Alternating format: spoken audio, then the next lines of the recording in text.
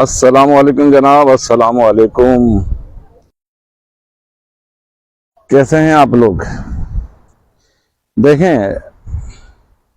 سب شفاعت کریں گے. خانہ کعبہ بھی شفاعت کرے گا اور حجر اسود بھی شفاعت کرے گا. قرآن شریف یہ سب شفاعت کریں گے. اور نومولود بچے جو انتقال کر جاتے ہیں وہ اپنے ماں باپ کے لیے شفاعت کریں گے. اور بتاؤں آپ کو، شہید شفاعت کرے گا. اور بہت سی چیزیں ہیں اللہ تعالیٰ نے تھاٹے جن کو دیے کہ وہ اپنے حافظ جو ہوگا وہ شفاعت کرے گا.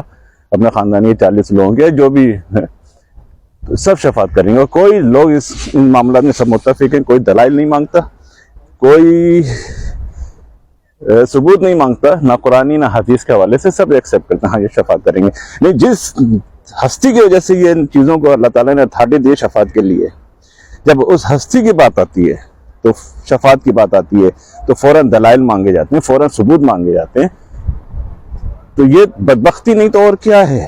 یہ منافقین اسلام نہیں ہے تو اور کون ہے جو یہ ایسی حرکتیں کرتے ہیں؟ جو گستاخ صحابہ گستاخ رسول نہیں ہے تو یہ لوگ اور کون ہیں؟ یہ جب حضور صلی اللہ علیہ وسلم کی شفاعت کی بات آئے گی تو فوراً شیطانیت جاگ جاتی ہے. اور چلو بدبخت منافقین کی تو بات نہیں، وہ تو سعودیہ اور یہودیوں سے پیسے لے کے اپنا کام کر رہے ہیں کہ کسی طرح حضور صلی اللہ علیہ وسلم کی محبت کم کریں. وہ تو ہو نہیں سکتی، تو اربوں خربوں روپے انہوں نے خرچ کر دیے.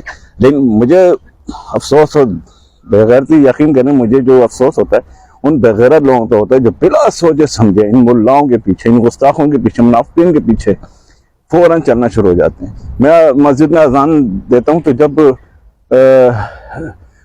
دعا مانگتے ہیں نا، اللہم رب ہذہ دعوت، اس میں شفاعت کرنی میں بولتا ہوں، تو یقین کریں لوگ ہاتھ چھوڑ دیتے ہیں. کچھ بدبخت، یعنی کہ پتہ ہی نہیں ہے میں کیا بولوں. میں ایسے مجھے یقین، اب اس بات پر یقین آتا ہے کہ دجال کے پیچھے کیسے لوگ چلیں گے. لیکن مجھے افسوس ہوتا ہے بھائی، جب تک حضور صلی اللہ علیہ وسلم شفاعت نہیں کریں گے ان چیزوں کو اجازت ملے گی. جب تک اجازت نہیں دیں گے، مکہ ہو، کعبہ ہو، قرآن شریف ہو، حجر اسود ہو، شہید ہو، کوئی بھی ہو، حافظ ہو، جب تک کوئی بھی شفاعت کر ہی نہیں سکتا جب تک حضور صلی اللہ علیہ وسلم شفاعت نہیں کریں گے. یہ ہمارا ایمان ہے، یقین ہے. اور اللہ تعالیٰ ہمیں اور ہمارے اولادوں کو حضور صلی اللہ علیہ وسلم کی شفاعت عطا فرمائے، آمین. تو میرے بیوقوف لوگوں کو، بعض جو ہر ایک نے جو ہیں، تو بلا سوچے سمجھے کسی کی باتوں میں مت آ جائے کرو.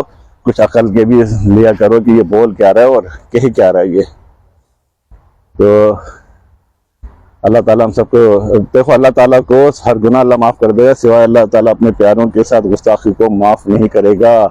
ایک بات کان کھول کے سن لو، اپنے پیاروں کے ساتھ بے ادبی گستاخی کو اللہ تعالیٰ کو پسند نہیں ہے.